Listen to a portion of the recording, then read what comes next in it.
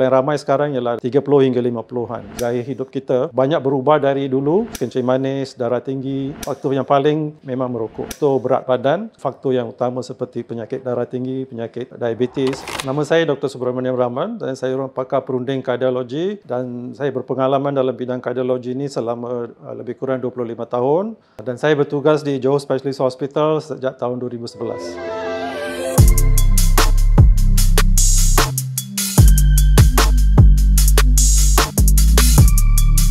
Bila kita bincang pasal penyakit jantung, kebanyakan orang akan tahu bahawa penyakit jantung tu kita bermaksud penyakit yang berkaitan dengan penyempitan salur darah jantung atau penyumbatan salur darah jantung lah. Itu yang paling biasa kita lihat. Selain daripada itu, ada juga banyak penyakit jantung yang melibatkan struktur-struktur jantung seperti otot jantung, membuat jantung kita otot jantung lemah jantung dan buat pembengkakan jantung dan juga kesan-kesan daripada pembengkakan jantung dan kelemahan jantung. Selain daripada itu, juga ada penyakit-penyakit yang berkaitan dengan injap jantung dan penyakit yang berkaitan dengan terlahir seperti kelainan struktur jantung seperti jantung berlubang dan sebagainya. Selain daripada itu ada juga ramai pesakit yang denyutan jantung yang tak normal seperti dia terlalu cepat atau tak teratur ataupun terlalu perlahan. Penyakit yang paling biasa kita lihat ialah berkaitan dengan salur darah jantung ataupun dikenali sebagai cardiovascular disease ataupun lebih kurang 80% daripada pesakit jantung termasuk dalam penyakit kategori inilah pesakit cardiovascular disease dan banyak faktor risiko yang biasanya membuat penyakit ini ialah seperti penyakit diabetes atau kencing manis, penyakit darah tinggi, masalah kolesterol. Ini faktor-faktor yang biasa dan antara selain faktor termasuk juga merokok dan kolesterol, faktor genetik artinya keturunan, artinya kita punya pesakit mungkin ada ahli keluarga yang terdekat yang ada masalah, so ia akan bertambah risiko untuk dapat penyakit kardiovaskular. Demografi pesakit jantung memang dah berubah dari dulu. Masa kita bertugas, memang penyakit jantung akan berlaku kemungkinan besar kebanyakan pesakit lebih daripada 80 tahun, 70 tahun, 60-an. Tetapi sekarang kita akan melihat ramai pesakit muda. Paling ramai sekarang ialah antara kategori umur dalam 30 hingga 50-an. So memang ramai yang pesakit muda yang dulunya kita tak sangka dapat penyakit jantung. Dan faktor yang utama ialah saya rasa lifestyle, gaya hidup kita banyak berubah dari dulu, mengalami faktor-faktor seperti kencing manis, darah tinggi, semuanya melibatkan faktor gaya hidup kita, biasanya tidak begitu baik. Kalau saya boleh ingat, sakit yang paling muda yang saya pernah dapat ialah umur dia 23 tahun. Kita takkan sangka 23 tahun boleh dapat serangan jantung, tapi kita dapat sakit macam ini kerana faktor yang paling memang merokok. So itu salah satu faktor yang sangat ketara di kalangan orang muda sekarang.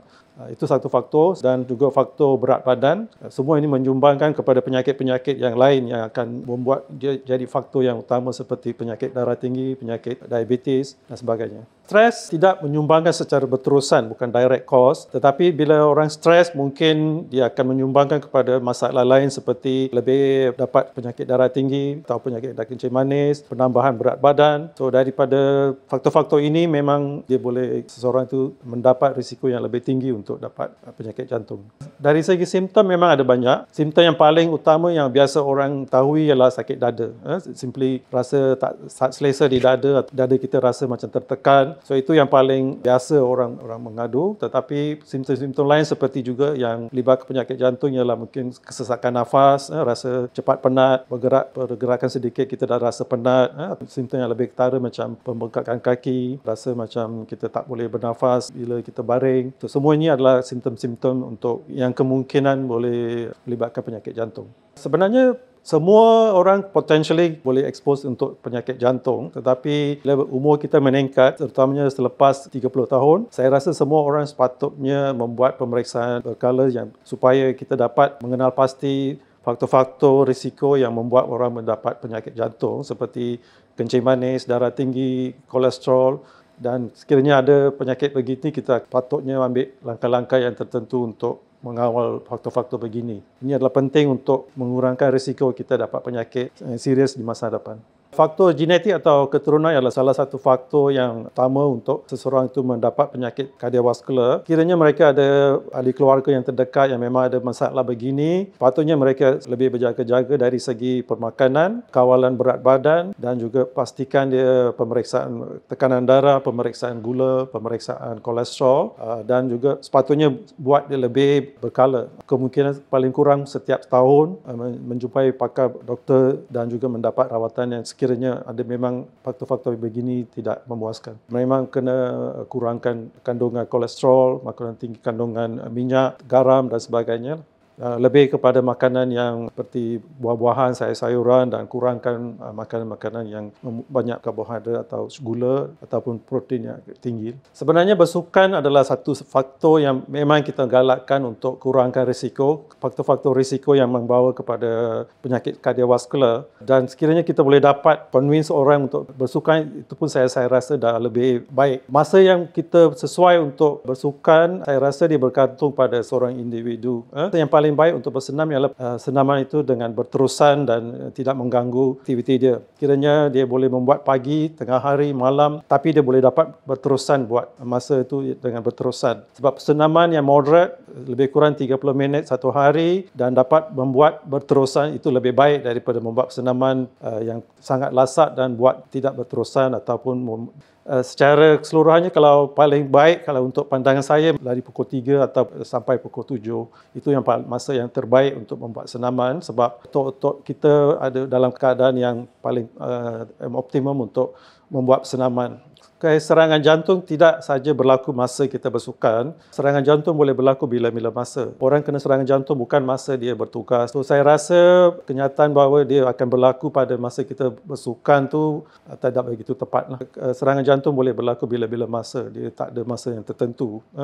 Tetapi bila orang bersukan, sekiranya dia memang ada masalah jantung koronari, mereka akan dapat simptom yang lebih ketara masa kita bersukan. So mungkin dari segi itu kita dapat tahu bahawa bersukan, pesakit orang yang mempunyai masalah jantung tu kadang-kadang boleh membawa bahaya lah. Sebenarnya tahap senaman itu also bergantung pada individu. Seorang individu yang biasanya buat senaman, mereka akan dapat tahu kapasiti mereka sendiri. Apa-apa senaman sepatutnya tidak membuat kita stres sangat, kita tidak mempunyai membawa keletihan terlalu, kesakitan yang badan yang keterlaluan. So apa-apa senaman yang kita buat jangan jadi macam satu aktiviti yang terpaksa buat, lebih satu aktiviti yang kita hendak buat. Jauh specialist kita mempunyai kesemua modaliti diagnostik yang kita boleh membuat mengenal pasti pesakit-pesakit jantung. Terutamanya kita memang ada pemeriksaan exercise stress test yang kita panggil ujian senaman dengan ECG, buat ekokardiogram, CT angiogram, cardiac MRI, coronary angiogram, di mana kita akan membuat pemeriksaan salur darah jantung yang terperinci. Kesemuanya teknologi ini memang kita dapat buat di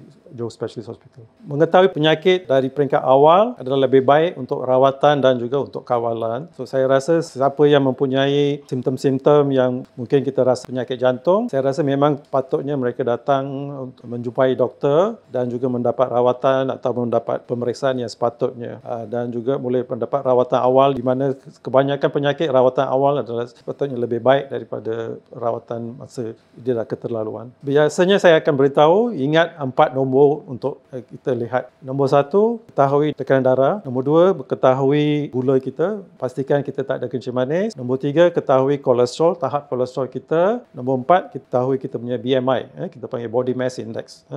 Itulah untuk lihat sama ada kita berat badan kita berlebihan atau tidak. Sekiranya kita dapat tahu 4 angka ini, memang kebanyakan penyakit jantung dapat dielakkan, sebab kesemua penyakit jantung ni biasanya berlaku pasal kita ada masalah dengan faktor-faktor ini. Pesanan saya, jangan ingat penyakit jantung ialah penyakit orang tua. Semua orang potentially boleh dapat penyakit jantung, dan zaman sekarang memang ramai anak-anak muda yang terlibat, yang dapat penyakit jantung. Dan sekiranya mereka terlibat dalam ataupun mempunyai faktor-faktor seperti ini, kena ambil langkah-langkah awal untuk pencegahannya.